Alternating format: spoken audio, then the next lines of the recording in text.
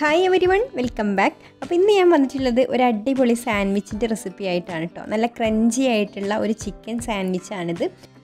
അപ്പോൾ കുട്ടികൾക്കൊക്കെ തീർച്ചയായിട്ടും ഇഷ്ടപ്പെടുന്ന ഒരു സാൻഡ്വിച്ചാണിത്.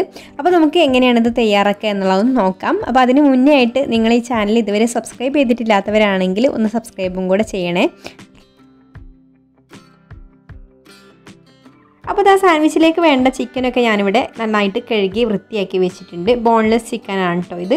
അപ്പോൾ ഞാനിതാ കനം കുറച്ചിട്ട് ഇതുപോലെ മുറിച്ച് വെച്ചിട്ടുണ്ട്. ഇനി നമുക്ക് ഇതൊന്ന് മാരിനേറ്റ് ചെയ്യാം. അപ്പോൾ അതിന് വേണ്ടിയിട്ട് ആദ്യം തന്നെ ഇതിലേക്ക് ഇഞ്ചി വെളുത്തുള്ളി പേസ്റ്റ് ചേർത്ത് കൊടുക്കാം. ഞാനിപ്പോൾ ഇവിടെ പേസ്റ്റ് ഇല്ലാത്തത് കാരണം ഒന്ന് ചതച്ചെടുത്തതാണ് കേട്ടോ. അപ്പോൾ കുറച്ച് വെളുത്തുള്ളിയും കുറച്ച് ഇഞ്ചിയൊക്കെ നമുക്ക് മിക്സിയിൽ അരിഞ്ഞ് കിട്ടാൻ കുറച്ച് ബുദ്ധിമുട്ടാണല്ലോ. അപ്പോൾ ഞാനൊന്ന് നന്നായിട്ട് ഉള്ളിയൊക്കെ കുത്തുന്ന കല്ലിലിട്ടിട്ട് നന്നായിട്ടൊന്ന് ചതച്ചിട്ട് ഇതിലേക്ക് ചേർത്ത് കൊടുത്തിട്ടുണ്ട്. ഇനി പാകത്തിനുള്ള ഉപ്പ് ചേർത്ത് കൊടുക്കാം. പിന്നെ ഒരു 1/4 ടീസ്പൂണ് കുരുമുളക് പൊടി ചേർത്ത് കൊടുക്കാം.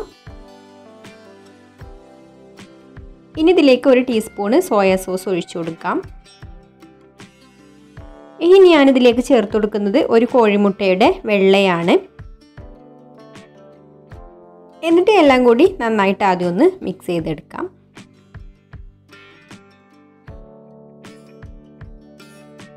പിന്നെ ഇതിലേക്ക് 1 ടീസ്പൂണ് ക്രഷ്ഡ് ചില്ലിയും കൂടി ചേർത്ത് കൊടുക്കുന്നുണ്ട് കേട്ടോ. എന്നിട്ടിത് നന്നായിട്ടൊന്ന് മിക്സ് ചെയ്ത് കൊടുത്തതിന് ശേഷം നമുക്കിത് റെസ്റ്റ് ചെയ്യാൻ വേണ്ടിയിട്ട് ഒരു അരമണിക്കൂർ മാറ്റി വെക്കാം.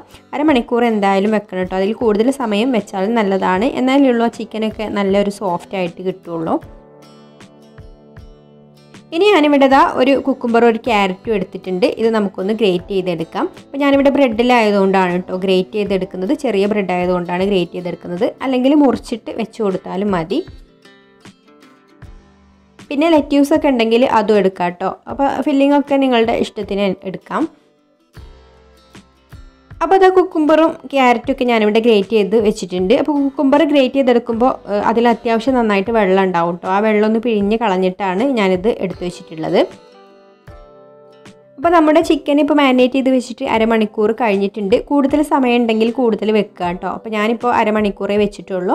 ഇനി നമ്മൾ ഇതൊന്ന് ഡിപ്പ് ചെയ്തെടുക്കാൻ വേണ്ടിയിട്ട് ഓട്സാണ് എടുത്തിട്ടുള്ളത്. ഓട്സിന് പകരം വേണമെങ്കിൽ കോൺഫ്ലെക്സ് എടുത്തിട്ട് കയ്യിൽ വെച്ച് ഒന്ന് ചെറുതായിട്ട് ഈ ഒരു വലുപ്പത്തിൽ പൊടിച്ചെടുത്താലും മതി. എന്നാലും നല്ല ക്രഞ്ചി ആയിട്ട് തന്നെ കിട്ടും. അപ്പോൾ ഞാനിവിടെ കോൺഫ്ലെക്സ് ഇല്ലാത്തതുകൊണ്ട് ഓട്സാണ് ഇപ്പോൾ എൻ്റെ കയ്യിലുള്ളത്. അപ്പോൾ ഞാൻ ഓട്സാണ് എടുത്തിട്ടുള്ളത്. ഇനി നമുക്ക് ഓരോ പീസ് ചിക്കനും എടുത്തിട്ട് ഓട്സിലൊന്ന് റോൾ ചെയ്തെടുക്കാം. അപ്പോൾ ചിക്കന് ഈ ഒരു മുട്ടയുടെ വെള്ളയിലൊക്കെ കിടന്നിട്ട് നന്നായിട്ടൊന്ന് വെറ്റായി നിൽക്കുകയാണ്. അപ്പോൾ ഓട്സൊക്കെ നന്നായിട്ട് ഇതിൽ പറ്റി പിടിച്ചോളും.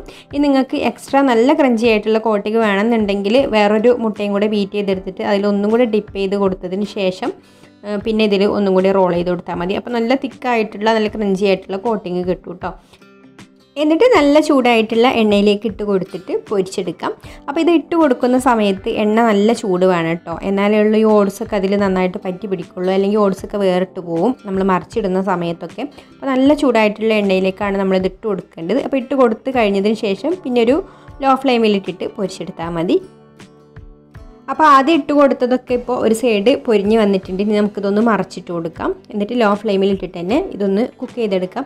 വളരെ തിന്നായിട്ടുള്ള പീസ് ആയതുകൊണ്ട് തന്നെ പെട്ടെന്ന് വെന്ത് കിട്ടും കേട്ടോ. അപ്പോൾ ഇടയ്ക്കിടയ്ക്ക് ഇതുപോലെ തിരിച്ചും മറിച്ചൊക്കെ ഇട്ട് കൊടുക്കാം. എന്നിട്ട് ഇതുപോലെ നല്ലൊരു ഗോൾഡൻ ബ്രൗൺ കളർ ആവുന്ന സമയത്ത് നമുക്ക് കോരിയെടുക്കാം. ഇതിപ്പോൾ നല്ല ക്രഞ്ചിയായി വന്നിട്ടുണ്ട്. ഇനി ബാക്കിയുള്ള ചിക്കനെല്ലാം നമുക്ക് ഇതുപോലെ തന്നെ പൊരിച്ചെടുക്കാം. അപ്പോൾ നമ്മുടെ ക്രിസ്പി ആയിട്ടുള്ള ചിക്കൻ പീസുകളൊക്കെ ഇവിടെ റെഡി ആയിട്ടുണ്ട്. ഇനി നമുക്കിതിലേക്ക് വേണ്ടത് തൂമാണ്. അപ്പോൾ ഞാനിവിടെ തൂമുണ്ടാക്കിയിട്ടുള്ളത് പാലും വെളുത്തുള്ളിയും ഓയിലും കൂടെ ചേർത്തിട്ടാണ് കേട്ടോ. ഓയിലും പിന്നെ വിനാഗിരിയും അതിൻ്റെ കൂടെ തന്നെ കുറച്ചൊന്ന് സ്പൈസി ആക്കാൻ വേണ്ടിയിട്ട് കുറച്ച് കുരുമുളക് പൊടിയും കൂടെ ചേർത്ത് കൊടുത്തിട്ടുണ്ട്.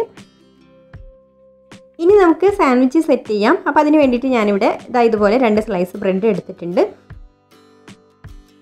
ഇനി നമുക്ക് ആദ്യം തന്നെ നമ്മൾ കുരുമുളക് പൊടിയൊക്കെ ചേർത്തുണ്ടാക്കിയിട്ടുള്ള വൈറ്റ് സോസ് ഇതിൽ സ്പ്രെഡ് ചെയ്ത് കൊടുക്കാം. ഇനി നമുക്ക് ഇതിൻ്റെ മുകളിലായിട്ട് ചിക്കൻ്റെ പീസുകൾ വെച്ച് കൊടുക്കാം. ഇനി അടുത്തതായിട്ട് നമുക്ക് ഗ്രേറ്റ് ചെയ്തെടുത്തിട്ടുള്ള ക്യാരറ്റും കുക്കുംബറും ആവശ്യത്തിന് വെച്ച് കൊടുക്കാം. പിന്നെ ഇതിൻ്റെ മുകളിലായിട്ട് ഞാൻ മൊസറല്ല ചീസാണ് ഇട്ട് കൊടുക്കുന്നത്. ചീസ് എത്രയാണോ വേണ്ടത് അതിനനുസരിച്ച് ഇട്ട് കൊടുക്കാം. അപ്പോൾ കുട്ടികൾക്കൊക്കെ ചീസൊക്കെ നല്ല ഇഷ്ടമായിരിക്കും. അപ്പോൾ അവർക്കൊക്കെ ഉണ്ടാക്കുമ്പോൾ നമുക്ക് ചീസൊക്കെ കുറച്ച് കൂടുതലായിട്ട് തന്നെ ചേർത്ത് കൊടുക്കാം. ഇനി ടൊമാറ്റോ സോസ് ഒഴിച്ചു കൊടുക്കാം. അപ്പോൾ ഞാനിവിടെ കുറച്ച് സ്വീറ്റ് ആൻഡ് സ്പൈസി ആയിട്ടുള്ള സോസാണ് കേട്ടോ ഒഴിച്ചിട്ടുള്ളത്. ഇനി നമുക്ക് മറ്റേ സ്ലൈസ് ബ്രെഡ് എടുത്തിട്ട് അതിലും കൂടെ വൈറ്റ് സോസ് ഒന്ന് സ്പ്രെഡ് ചെയ്ത് കൊടുത്തതിന് ശേഷം ഇതിൻ്റെ മുകളിൽ വെച്ച് കൊടുക്കാം. ഇനി നമുക്ക് ഇതൊന്ന് ടോസ്റ്റ് ചെയ്തെടുക്കാം. അപ്പോൾ അതിന് വേണ്ടിയിട്ട് ഞാനിവിടെ ഫ്രൈ പാൻ സ്റ്റൗവിൽ വെച്ച് കൊടുത്തിട്ടുണ്ട്. ഇതിലേക്ക് അല്പം ബട്ടർ ഇട്ട് കൊടുക്കാം. ഇനി നമുക്ക് ബ്രെഡ് വെച്ച് കൊടുത്തിട്ട് രണ്ട് സൈഡും തിരിച്ചു മറിച്ചു ഇട്ട് കൊടുത്തിട്ട് ഒന്ന് ടോസ്റ്റ് ചെയ്തെടുക്കാം. ഇനി നമുക്ക് പതുക്കെ ഇതൊന്ന് മറിച്ചിട്ട് കൊടുക്കാം.